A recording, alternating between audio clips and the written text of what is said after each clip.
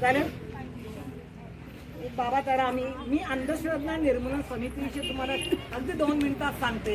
ही समिती गेली 35 वर्ष काम करते आणि हे काम करत असताना 10 वर्षापूर्वी डॉक्टर नरेंद्र दाभोळकरांना ह्या लोकांनी ज्यांना विचार पटले नाही त्यांना असं वाटलं की आमचे सगळ्या गावातले लोक हुशार झाले तर आपल्या पोटापाण्याचं काय धंदा बुडेल, उपाशी राहावं लागेल, यांचा बिंग बाहेर पडेल असा बाबासाहेब नंतर आता बाहेर काढणार आहे बिंग. त्यामुळे घाबरून डॉक्टर दाभोळकरांचा पुण्यामध्ये 10 वर्षापूर्वी 20 ऑगस्टला 2013 साली त्यांना मारलं आणि महाराष्ट्रासारख्या पुरोगामी राज्यामध्ये आजही त्यांच्या खुन्यांचा शोध आपल्या पोलीस डिपार्टमेंटला सापडत झाला नाही. त्याच्याबरोबर एकाच प्रकारे त्या 2 वर्षामध्ये 4 दुसरे आणखी 3 मर्डर केले.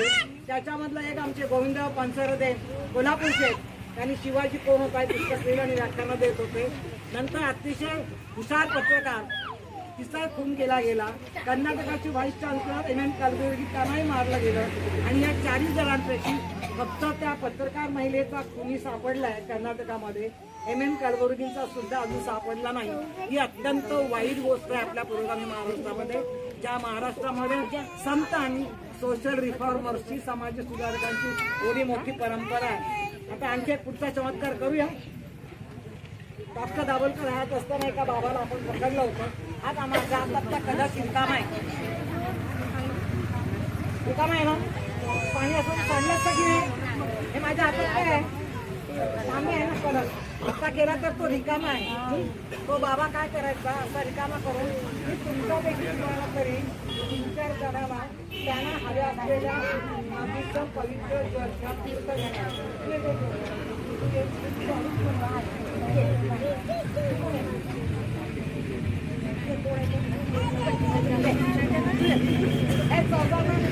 पाणी पाहिजे.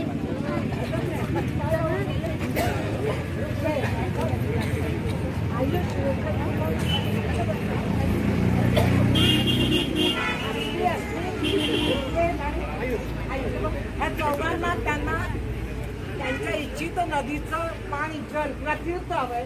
त्या चौघांनी शिंदे अम्माची ऑर्डर पाहायचे आदेश डोळे बंद करायचे एकदम आणि तुमच्या मनामध्ये तुम्हाला कुठल्या नदीचं पाणी हवं आहे तुमची प्रार्थना करायची. आता तुला कोणाचं पाहिजे, गोदावरी मला पाहा, मला कोणाचं मला पवित्र मला प्रसन्न गोदावरी प्रसन्न, तुला गंगा गंगा मला प्रसन्न तुला म्हणायचे गोदावरी छान नसते असं गोदावरी प्रसन्न होती.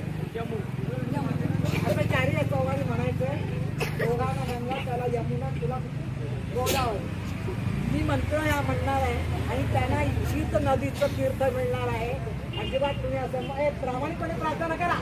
आदेश बाबाचा बळवताय मंत्र म्हणा, गंगा प्रसन्न हो, गंगा प्रसन्न हो, यमुना प्रसन्न हो, यमुना प्रसन्न हो, आणखी पण गोदावरी प्रसन्न हो.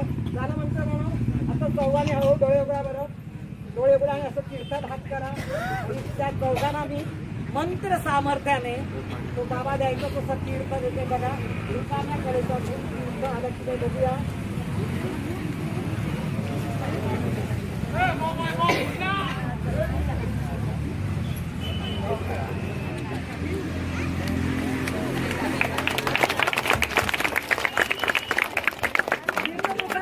असं का करतात असं परंपरा कोणी विचारलं मी असं का करायचं विचारायला पाहिजे आपण.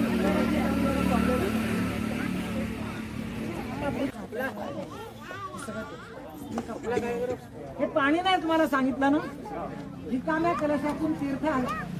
रिकाम्या कलशातून तीर्थ येणं शक्य आहे का? इथे याला एक छिद्र आहे, होल आहे. स्पेशल तांबे हवायचे छिद्र आहे. हा त्याला एक बसवलं भांड आहे, त्याच्या खाली पण एक छेद आहे, होल आहे. मी याच्यामध्ये थोडंसं पाणी ओतून ठेवलं होतं. मी सुरुवातीला याच्यात पाणी ओतून बघा बाबा लोक कशा आयडिया करतात. मुलांना तुम्ही या बाबा लोकांना उचलून फेकून द्यायला पाहिजे. पाणी ओतून ठेवलं होतं. तुम्हाला मी म्हटलं या ठिकाणा त्यांना आवडत्या नदीचं तीर्थ देतो ओके. आणि इथे अंका ठेवला, त्याच्यात जे होतं पाणी ते मी आधी ओतून काढलं आणि म्हटलं माझ्या हातातला तांब्या पूर्ण रिकामा आहे की नाही दिसतंय का? परंतु बघा रिकामा आहे की नाही, आवाज येतो ना पाण्यात. पाणी आहे रिकामा आहे. इथे एक छिद्र आहे, त्याला एक बसवलेलं भांड आहे. आणि इथे छिद्र आहे. त्यांना इथे म्हणतात डोळे बंद करा आणि बदमाशी कामा दिसू नये. बाबा लोक चमत्कार काळजी घेतात पिकाचं. आणि मग त्यांनी डोळे बंद केल्यानंतर मित्र अंगठा काढला असं असं म्हणत गेले म्हणतो इथून हवा गेली. ती हवा आतल्या छिद्रामुळे आत गेली. हे भांडण तांब्या कलश त्याच्यामध्ये थोडं पाणी साठलेलं आहे. आणि मी मंत्र पठवल्यानंतर त्यांना रिकाम्या कलेच्यातून तीर्थ दिलं. असं रिकाम्या कलेच्यातून तीर्थ देणं शक्य आहे का?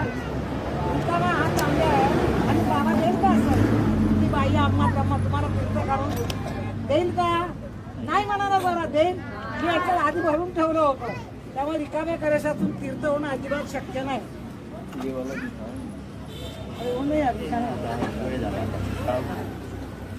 त्यांच्या बघा कसा लक्षात म्हणजे आमचा कार्यकर्ता होण्याला किती योग्य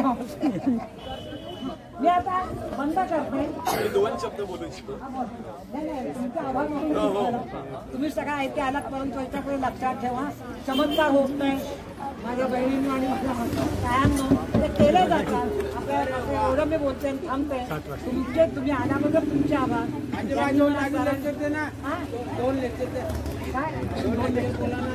अजून बोलू लेक्चर पण आता अंदाज झाला ना ताईले लांबून बोलू. आपल्याला दाखवलाय का एवढं आहे तो